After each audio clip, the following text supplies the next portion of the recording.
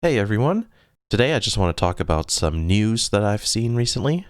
This video is a little bit different just because I figured, hey, I don't want to script anything for this, so it's just me talking here without reading anything off the screen. Right now it's the 27th of December as I'm recording this, so Merry Christmas and hopefully everybody's having a decent time.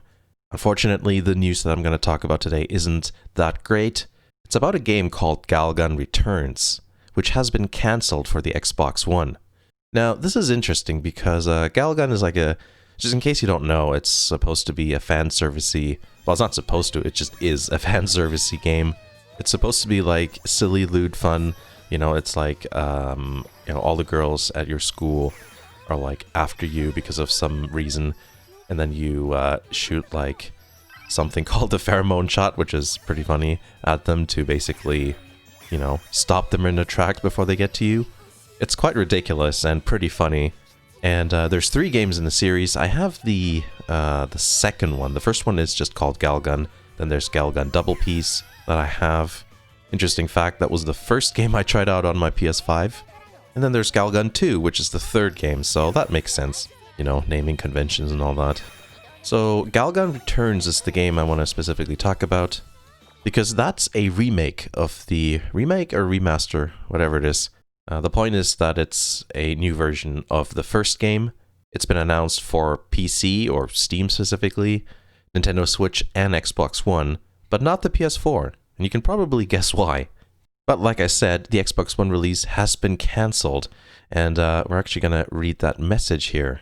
It was actually Christmas Day that they announced that, so how's that for a present? Alright, here's the entire message. Cancellation of the Xbox One release of GalGun Returns. Today we would like to announce that we will no longer be releasing GalGun Returns on the Xbox family of consoles. As a remaster of the original GalGun, we wanted to strive to ensure that we stayed true to the spirit of the first entry in the GalGun series, and while development of the Xbox version was complete and the master ROM under review, it became apparent after productive discussion with Microsoft that we would be unable to ensure consistency of experience across all platforms. So, you can interpret that sentence in a way that basically sounds like, okay, Microsoft didn't want certain bits in the game, so they wanted us to do changes, but we didn't want to do that, is what they're saying. And then it says, as a result, we've decided to refocus attention to Nintendo Switch and PC for the upcoming release of GalGun Returns. We understand the disappointment from everyone who was looking forward to playing the game on Xbox One and would like to thank everyone for their ongoing support. Please accept our sincerest apologies for this change in the planned release. We hope you enjoy the GalGun experience on other platforms. We look forward to continuing working with Microsoft on other P-Cube releases going forward. Well, I think it's good on them that they decided to just, not give in to that whole thing of having to change the game because the platform doesn't deem it acceptable. So does that mean that Xbox is also going to censor other games? Well, who knows? This is like the first time I've heard about it. But this is also kind of, ironic because the first GalGun game, which this technically is, was for a while an Xbox 360 exclusive. So it's like, this is their original platform, so perhaps that's a little bit disappointing for the developers that, this has now happened. I'm really not a fan of, you probably already know this, but yeah, I'm not a fan of platforms, interfering with, whatever studios want to do. Because I know, like in Japan, for example, certain bits of violence are censored and things like that. Now, I'm not a huge fan of like hyper-violence or stuff like that, but I don't go on about it. If it's in a game, then it's in there, so, and I think it should be whatever the developer thinks it should be. And in Germany as well, I'm not really sure how it is there, but when I used to live there in the 90s, I remember blood being a different color and stuff like that. And then there's Commandos where I remember playing the demo of the first game, and then when you, let's say you kill a soldier or whatever, and then they're on the ground, it looks like a grave with a cross, and then their helmet's on the cross. But then when you pick them up, it's a body, and then you put them down again. it's a grave. And it's like, okay, come on. We know it's supposed to be a body. We can see it mid-transport. And there was also no blood, I remember that, in the German version. Possibly other European versions, not sure. But I always thought that was a bit silly to have, like, you know, different standards for different regions like that.